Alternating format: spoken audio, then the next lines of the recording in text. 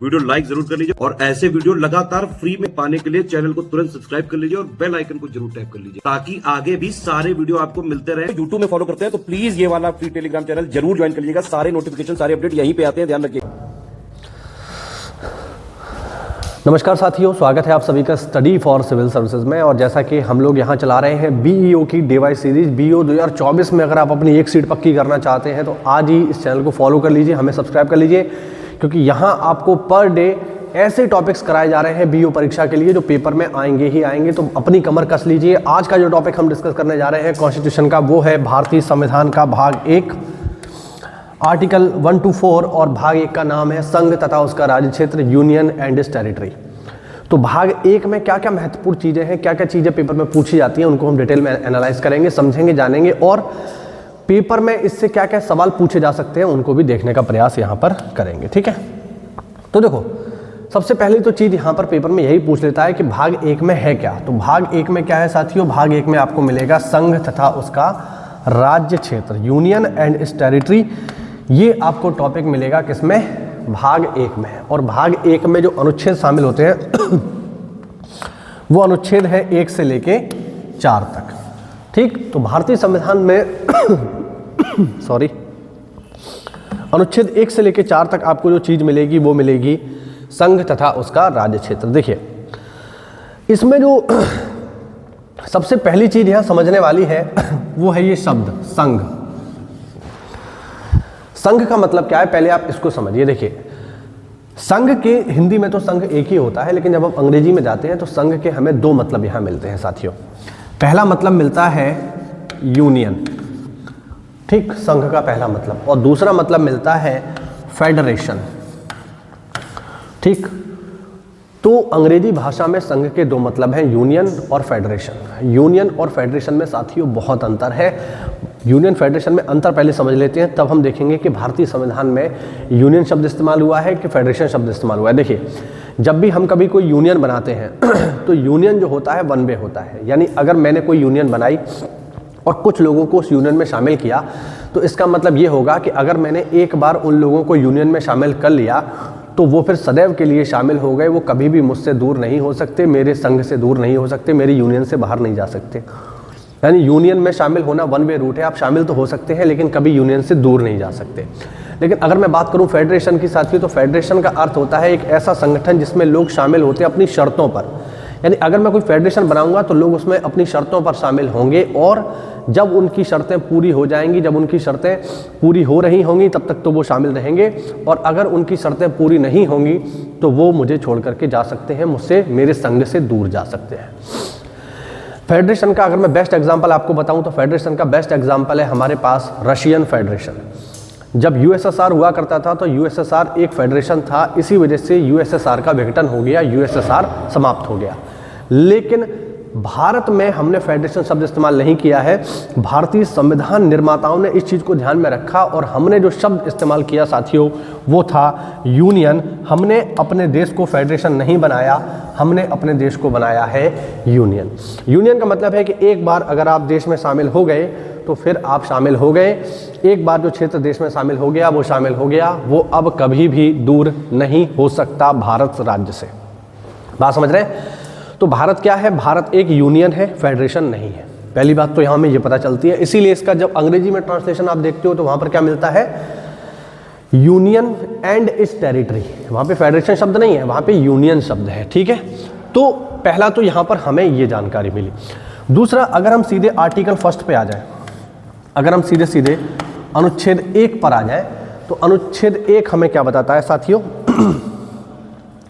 अनुच्छेद 1 हमें बताता है कि भारत राज्यों का संघ होगा। भारत राज्यों का संघ होगा। ये जानकारी हमें मिलती है भारतीय संविधान के अनुच्छेद 1 से।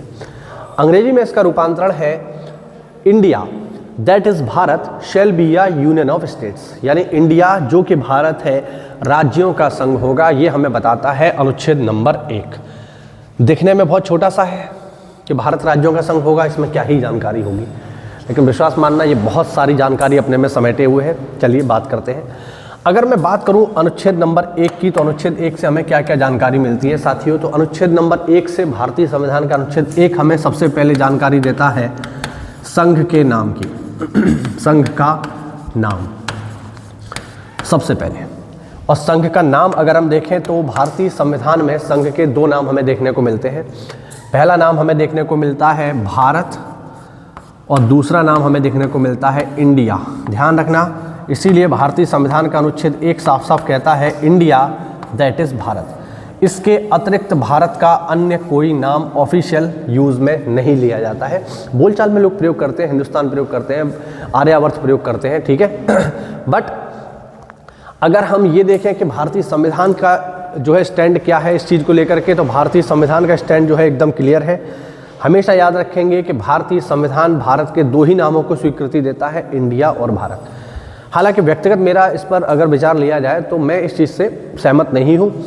मुझे लगता है नाम एक ही होना चाहिए। जैसे मान लीजिए कोई व्यक्ति है, मान लीजिए मैं ही अपना नाम लूँ, मेरा नाम है निशित। अब मेरा हिंदी में भी नाम निशित है, अंग्रेजी में भी मेरा नाम निशित ही होगा, उर्दू में, फ़ारसी में, बंगाली में, सब में मेरा नाम निशित ही होगा। ज़्यादातर देशों के साथ व्यवस्था यही है। अमेरिका, हिंदी में भी अमेरिका है, अंग्रेजी में भी अमेरिका है। लेकिन भारत चूँकि इतने लंबे समय तक गुलाम रहा है, तो गुलामी, जो देश गुलाम रहते हैं बहुत लंबे समय तक, तो गुलामी का प्रभाव उनके चरित्र में कहीं ना कहीं या उनके जीवन में इतना ज़्यादा शामिल हो जाता है कि वो कहीं ना कहीं वो अपनी छाप छोड़ता है। इसीलिए हम आज़ाद तो हो गए लेकिन हमने गुलामी के जो चिन्ह हैं उनसे आज तक पूरी तरीके से आज़ादी प्राप्त नहीं कर पाई है। यही कारण है कि देखिए हम अपने संविधान में तक इस बात को लेके बैठे हैं कि भारत के 2 नाम होंगे, पहला नाम होगा इंडिया और दूसरा नाम होगा भारत, जो कि अजीब है, कहीं ना कहीं अजीब है। अगर मैं इंडिया की बात करूं कि इंडिया नाम हमें किसने दिया है, तो ये जो कन्फ्यूज़न है आप लोगों को हो सकता है हो कि इंडिया नाम जो है अंग्रेज़ों ने दिया है, ऐसा नहीं है। याद रखना, ये जो नाम है इंडिया, ये दिया यूनानी लोगों ने, याद रखेंगे। ये जो इंडिया नाम है ये यूनानियों ने दिया है, फेमस इसको अंग्रेजों ने कर दिया। नाम ये कैसे आ गया, तो नाम आ गया इंडस वैली से आ गया है। ये इंडस वैली सिविलाइजेशन से नाम लिया गया है, क्योंकि इंडस रिवर को, सिंधु नदी को जो है यूनानी लोगों ने कहा इंडस, और जहाँ पर सिंधु नदी बह रही थी वो नाम हो गया इंडिया, इस वजह से ये नाम आया। भारत तो हम लोग जानते हैं राजा भरत के नाम पर है। तो आर्टिकल नंबर 1 से जो पहली जानकारी हमें मिलती है वो ये भारत के नाम की। तो भारत के ऑफिशियली 2 नाम है, इंडिया और भारत। और दूसरा जो यहाँ पर कह रहा है कि भारत राज्यों का संघ होगा। अब यहाँ पर देखिए संघ की महत्व हमें दिखाई देगा। भारत क्या होगा, यूनियन ऑफ स्टेट होगा। इसका मतलब ये हुआ कि अगर एक बार कोई राज्य भारत संघ में शामिल हो गया तो वह कभी भारत से अलग नहीं हो सकता किसी भी परिस्थिति में। एक बार जो हिस्सा भारत में जुड़ गया वो कभी अलग नहीं हो सकता। खुद संविधान या खुद संसद भी अगर ये चाहे कि किसी हिस्से को काट करके किसी अन्य देश को दे दे, नहीं दे सकती, क्योंकि संविधान में पूरी तरीके से स्पष्ट है कि हम यूनियन हैं और यूनियन में एक बार शामिल हुआ जा सकता है, उससे बाहर निकलने का कोई प्रावधान नहीं होता। तो ये आपको स्पष्ट रखना है कि भारत राज्यों का संघ है, मतलब जो भी राज्य एक बार हम में शामिल हो जाएंगे वो कभी भी दूर नहीं हो सकते। और इसी परंपरा को ध्यान में रखते हुए भारत में वर्तमान में साथियों अगर हम देखें तो वर्तमान में 28 हमारे पास टोटल स्टेट हैं और 8 हमारे पास यूनियन टेरिटरीज हैं। लेकिन साथियों हमेशा से भारत की स्थिति ऐसी नहीं थी कि 28 राज्य और 8 केंद्र शासित प्रदेश, हमेशा से ऐसा नहीं था। थोड़ा सा अगर मैं आपको बताऊं तो अगर हम थोड़ा हिस्ट्री में चलें तो जब भारत आज़ाद हुआ तो उस समय भारत की स्थिति काफ़ी अलग थी। ठीक है, अलग कुछ इस तरीके से थी कि भारत जब स्वतंत्र हुआ तो अंग्रेजों ने जाते जाते भी कुछ ऐसे काम करे जो बहुत ही दुष्टतापूर्ण थे। जैसे जब अंग्रेज हमें छोड़ करके गए साथियों तो उन्होंने क्या किया, उन्होंने भारत को बहुत सारे हिस्सों में विभाजित कर दिया। उन हिस्सों को अगर मैं आसान भाषा में आपको समझाऊं तो उन्हें कहा जाता था देसी रियासतें। उन्हें क्या बोलते थे हम लोग, उन्हें बोलते थे देसी रियासतें। देसी रियासतें वो क्षेत्र थे जो राजाओं के अधीन थे। अंग्रेजों के अधीन ये भी आते थे बट इनमें डायरेक्ट अंग्रेजों का शासन नहीं था। ये शामिल थे किसके अधीन, ये राजाओं के अधीन शामिल थे। इनको कहा जाता था देसी रियासतें। देसी रियासतों की मैं बात करूं साथियों तो भारत की स्वतंत्रता के समय 562 देसी रियासतें थी। ध्यान रखना, भारत जब आज़ाद हुआ तो देसी रियासतों की संख्या थी 562। इसका मतलब ये हुआ कि भारत में 562 छोटे छोटे राजा थे और जब भारत स्वतंत्र हुआ, भारत में जब भारतीय स्वतंत्रता अधिनियम लागू हुआ, भारतीय स्वतंत्रता, इसको थोड़ा ठीक कर लेना, स्वतंत्रता अधिनियम 1947 जब ये लागू हुआ माउंटबेटन के समय पे, तो इस अधिनियम के अंतर्गत ये अधिकार दिया गया कि जो हिस्से भारत में शामिल होना चाहे, क्योंकि बहुत सारा क्षेत्र था, भारत भी बन रहा था, पाकिस्तान भी बन रहा था, तो ये तय हुआ कि जो भारत में स्टेट शामिल होना चाहे वो भारत में शामिल हो जाए, जो पाकिस्तान में स्टेट शामिल होना चाहे वो पाकिस्तान में हो जाए, और जो स्वतंत्र रहना चाहे वो स्वतंत्र रहे। ये अधिकार इन देशी रियासतों को दिया गया। इनमें से अधिकांश देशी रियासतों ने ये चुना कि हम तो स्वतंत्र रहेंगे, क्योंकि भारत या पाकिस्तान में शामिल होने का अर्थ था कि अपना स्वतंत्र अस्तित्व समाप्त कर लेना, कि हमारा अब कोई अपना व्यक्तित्व नहीं है, हमारा अस्तित्व नहीं है, हम खत्म हो गए। इसीलिए ज़्यादातर राजाओं ने तय किया कि वो स्वतंत्र रहेंगे। अब आप इमेजिन करिए कि ये स्थिति अगर आज होती तो भारत के 562 छोटे छोटे टुकड़े होते, और अगर आपको यहाँ से दिल्ली जाना है तो मालूम चला बीच में 2-4 राजा पड़ गए। हमारे पास में भी एक राजा होते थे, अवागढ़ में राजा हैं अभी भी। अब यहाँ से आगरा जाना है तो बीच में राजा जी का क्षेत्र पड़ रहा है, उनसे आपको पासपोर्ट लेना पड़ेगा, वीज़ा दिखाना पड़ेगा, तब जाकर के वो आपको आगरा जाने देंगे। आपको यात्रा करनी है दक्षिण भारत की तो मालूम चला बीच में 100-200 राजा पड़ गए, 100-200 बार चेकिंग हो रही है। बहुत से राजा ऐसे भी हो सकते हैं जो आपको वीज़ा ना दें, तो फिर आप जा ही नहीं सकते वहाँ से। तो ये कितनी बड़ी समस्या थी। आप इमेजिन करिए कि भारत को कितने हिस्सों में तोड़ दिया जाता अगर ये चीज़ पूरी हो जाती तो। लेकिन इस बीच निकल के आते हैं भारत के आयरन मैन, और ये रियल आयरन मैन है, क्योंकि इन्होंने जो काम किया वो वाकई में कोई लोहे के हृदय वाला ही कोई ऐसा आदमी कर सकता है जिसके पास लोहे का जिगरा हो, वही कर पाएगा। और तब सामने आते हैं सरदार वल्लभ भाई पटेल। सरदार वल्लभ भाई पटेल को ये काम दिया गया कि भैया तुम इन देशी रियासतों को समझाओ कि ये भारत में विलय करें। और आप विश्वास नहीं करेंगे भाई, मैं मानता हूँ कि सरदार वल्लभ भाई पटेल से अच्छा वक्ता मुझे कोई नहीं लगता है इतिहास में कि कोई इतना अच्छे से बात कर सकता है कि महज बातचीत के आधार पर। आप इमेजिन करिए कि मैं आपसे कहूं कि आपकी ज़मीन है और आप अपनी ज़मीन मुझे दे दो, मैं एक देश बनाऊंगा, तो क्या आप देंगे? आपके पास कितनी ज़मीन होगी? 1 बीघा, 2 बीघा, 100 बीघा ज़्यादा से ज़्यादा। ये पूरे के पूरे राजा थे, और इन राजाओं को ये समझाना कि आप अपनी ज़मीन हमें दे दो, हम एक देश बना रहे हैं, ये बहुत बड़ी बात थी। और सरदार वल्लभ भाई पटेल ने केवल बातचीत के आधार पर, अब लोगों को समझाने के आधार पर 562 में से साथियों 562 में से 559 देशी रियासतों का भारत में बातचीत के आधार पर विलय कर लिया। आप इमेजिन करिए कितना बड़ा काम था ये। केवल समझा करके बातचीत के आधार पर 562 में से 559 देशी रियासतों को केवल बातचीत के आधार पर भारत में शामिल कर लिया।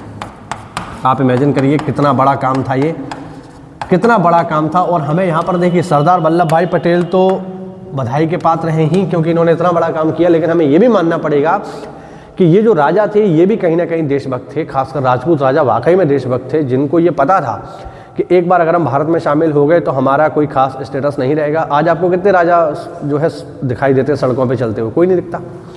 तो हमें इन राजाओं को भी ये बधाई देनी होगी कि ये भी देशभक्त थे, ये जानते थे कि एक बार किसी भी देश में शामिल होने पर हमारा स्वतंत्र अस्तित्व खत्म हो जाएगा। लेकिन इन लोगों ने देश को ऊपर रखा और अपना सब कुछ भारत को दे दिया।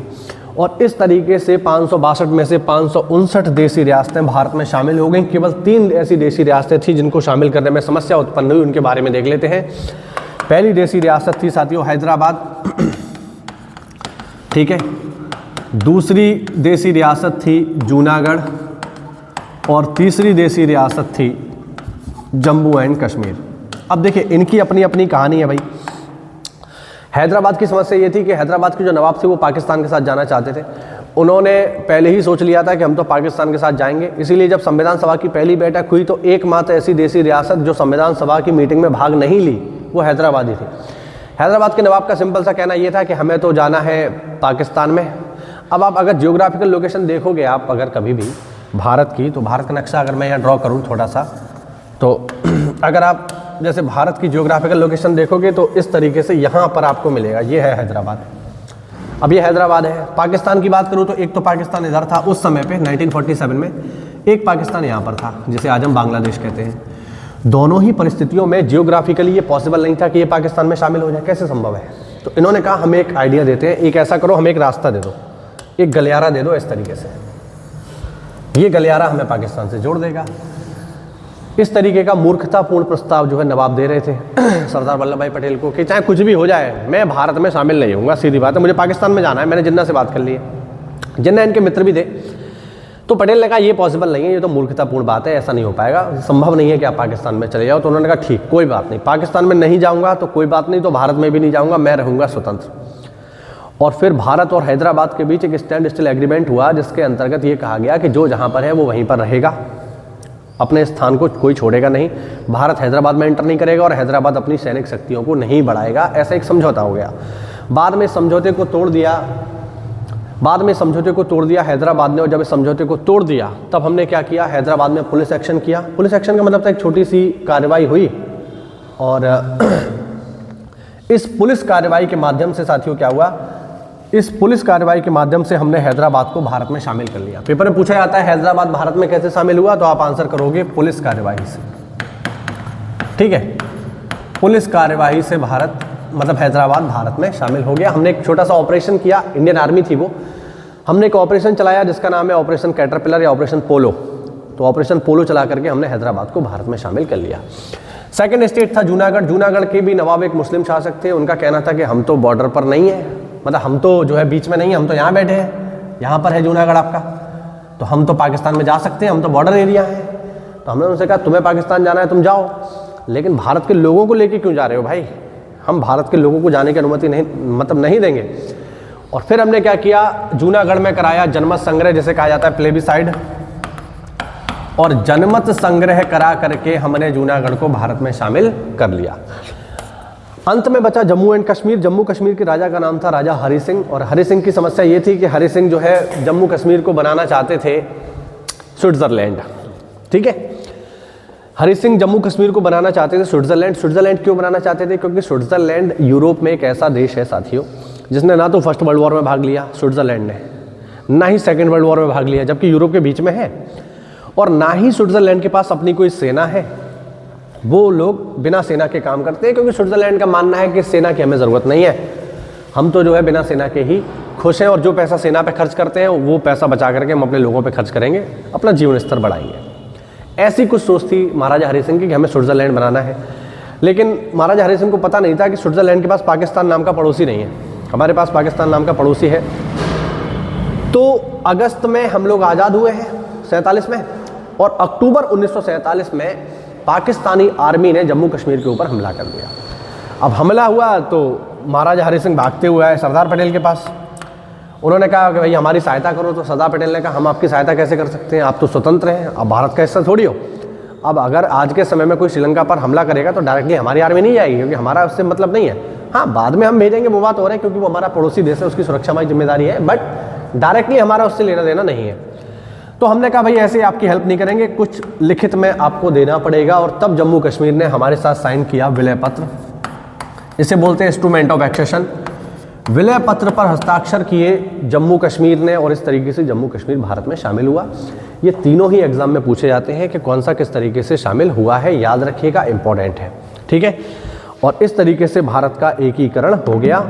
लेकिन इसके बाद भी जो है भारत के कई सारे जो है राज्यों का वर्गीकरण हुआ, राज्य पुनर्गठन आयोग बना। ठीक है, जस्टिस फजल अली की अध्यक्षता में, वो मैं आपको एक अगले वीडियो में बताऊंगा, क्योंकि वीडियो काफ़ी लंबा हो जाएगा। तो जो राज्यों का गठन हुआ है उसमें राज्य पुनर्गठन आयोग क्या है ना। एक इसमें और पॉइंट याद रखना, भाषा के आधार पर बनने वाला पहला प्रांत कौन सा था, तो भारत के मतलब भाषा के आधार पर बनने वाला पहला प्रांत था आंध्र प्रदेश। 1952 में ये भाषा के आधार पर पहला प्रांत बना। ठीक है, एक व्यक्ति थे पोट्टी श्री रामुल्लू, उन्होंने इसके लिए प्रॉपर आंदोलन किया, उनकी मृत्यु भी हो गई, और तब जाकर के ये भाषा के आधार पर प्रांत बना। हालांकि भाषाई प्रांत आयोग ने साफ साफ कर दिया था कि भाषा के आधार पर भारत में प्रांत नहीं बनेंगे, लेकिन फिर भी बना। और फिर इसके बाद तो बहुत सारे प्रांत भाषा के आधार पर ही बने। जैसे आप देखो, पहले स्टेट हुआ करता था बम्बई। बम्बई में दो भाषा बोलने वाले लोग होते थे, मराठी और गुजराती। तो गुजराती लोगों ने अलग स्टेट बना लिया गुजरात नाम का।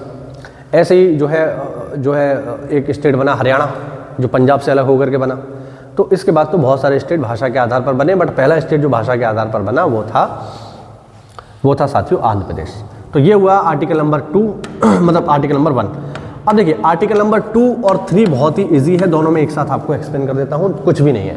देखो क्या है, भारत में नए राज्य का गठन, ये 2 है, अनुच्छेद नंबर 2, भारत में नए राज्य का गठन और वर्तमान राज्यों की सीमा, नाम, क्षेत्र में परिवर्तन। ये जो दोनों ही चीज़ें हैं भाई, अगर भारत में हमें कोई नया राज्य बनाना है या फिर जो वर्तमान राज्य हैं इनका नाम बदलना है, इनकी सीमा बदलनी है, इनका क्षेत्र बदलना है, तो ये दोनों ही के दोनों काम कौन करेगी? भारत की संसद करेगी। ध्यान रखना, इसीलिए मैंने दोनों एक साथ आपको नोट करा दिए हैं। भारत में नया राज्य बनाना हो कौन बनाएगी? भारत की संसद बनाएगी। वर्तमान राज्यों में कोई चेंज करना है, जैसे पहले केवल जम्मू कश्मीर था, फिर हमने क्या किया, अक्टूबर 2019 में जम्मू कश्मीर को काट के अलग स्टेट बना दिया, लद्दाख नाम का, 5 अक्टूबर को। तो अब लद्दाख नाम का नया राज्य है, पहले नहीं था, लेकिन लद्दाख को किसने बनाया है? लेह लद्दाख को बनाया है भारत की संसद ने। सन 2000 में केवल उत्तर प्रदेश हुआ करता था, फिर हमने क्या किया, 9 नवंबर सन 2000 को उत्तर प्रदेश को काट के, उत्तर प्रदेश के 13 पहाड़ी जिलों को काट करके एक अलग स्टेट बना दिया, उत्तरांचल। बाद में उत्तरांचल का भी नाम चेंज कर दिया, उत्तराखंड कर दिया। तो ये सब काम कौन कर रहा है? भारत की संसद कर रही है। लेकिन ये ध्यान रखना कि राज्य का नाम तो संसद चेंज करेगी, लेकिन अब आप देखो बाबा जी, हमारे बाबा जी ने क्या किया, अभी हाल ही की रिसेंटली घटना बताऊं आपको कि फिरोजाबाद का नाम चेंज कर दिया बाबा जी ने। फिरोजाबाद का नाम चेंज करके बाबा जी ने कर दिया चंद्रनगर। ये लेटेस्ट न्यूज़ है, ये करंट का क्वेश्चन है दिसंबर का। अब बाबा जी चाहें तो फिरोजाबाद का तो नाम चेंज कर सकते हैं, जैसे अयोध्या का नाम जो है पहले फैजाबाद था, फिर अयोध्या हो गया। इलाहाबाद का नाम जो है चेंज करके प्रयागराज हो गया। तो बाबा जी राज्य के अंदर तो काम कर सकते हैं, लेकिन बाबा जी चाहें कि यूपी का ही नाम बदल के जो है कर दें रामनगरी, ऐसा नहीं हो सकता। ये अधिकार उनके पास नहीं है। ये अधिकार किसके पास है? ये अधिकार भारत की संसद के पास है। यही मैं आपको समझाना चाह रहा हूँ कि अगर कोई नया राज्य बनाना है तो संसद बनाएगी, और वर्तमान राज्यों में कोई चेंज करना है तो वो भी करेगी भारत की संसद। आर्टिकल नंबर 2 और 3। और जल्दी से आपको बता देता हूँ आर्टिकल नंबर 4। आर्टिकल नंबर 4 क्या है? बहुत सिंपल सा है, इसको समझ लीजिए। आर्टिकल नंबर 4 ये कह रहा है कि जब भी आप अनुच्छेद 2 और 3 का इस्तेमाल करेंगे, जब भी आप इस्तेमाल करेंगे अनुच्छेद नंबर 2 और अनुच्छेद नंबर 3 का, तो इन दोनों का इस्तेमाल करने से संविधान में जो परिवर्तन आएगा, ठीक है, संविधान में जो भी चेंज आएगा उस चेंज को संविधान संशोधन नहीं माना जाएगा। बात समझ पा रहे हैं? ये हमें बताता है अनुच्छेद नंबर 4 कि जब भी आप अनुच्छेद नंबर 2 और अनुच्छेद नंबर 3 का इस्तेमाल करेंगे तो इनका इस्तेमाल करने से भारतीय संविधान में जो भी परिवर्तन आएंगे उन परिवर्तनों को संविधान संशोधन नहीं माना जाएगा। ये आपको बता रहा है अनुच्छेद नंबर 4। ठीक, तो बहुत सिंपल सा है, ज़्यादा इसमें कुछ खास है नहीं। ठीक है, इसी के साथ ये जो है हमारा टॉपिक हुआ कंप्लीट। उम्मीद करता हूँ कि आपको इसमें महत्वपूर्ण जानकारी मिली होगी। पेपर में इस टॉपिक से लगभग इतने ही सवाल आते हैं। बीओ की आप तैयारी कर रहे हैं तो चैनल को फॉलो कर लीजिए आज ही। इसी तरीके की शानदार क्लासेस देखने के लिए इसको सब्सक्राइब करिए। कोई भी डाउट हो तो कमेंट के माध्यम से पूछिए। मिलते हैं अगली क्लास में, तब तक के लिए जय हिंद, जय भारत, वंदे मातरम।